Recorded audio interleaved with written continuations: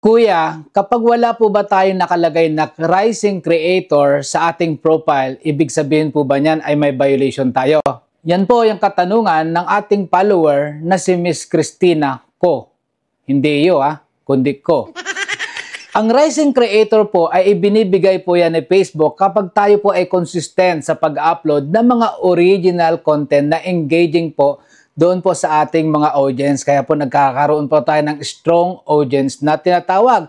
At yan po ay nire-renew every week. So kung sakali man po na hindi nyo na po na-meet yan, well, babalik at babalik po yan kapag kayo po ay consistent po sa pag-upload nga po ng inyong mga original content sa inyong page. So hindi po nangangahulugan po yan na kayo po ay may violation.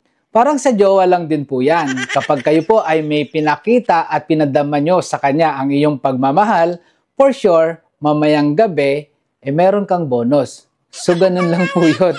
So, sana po guys nakatulong and don't forget to click this follow for more tutorial. Bye!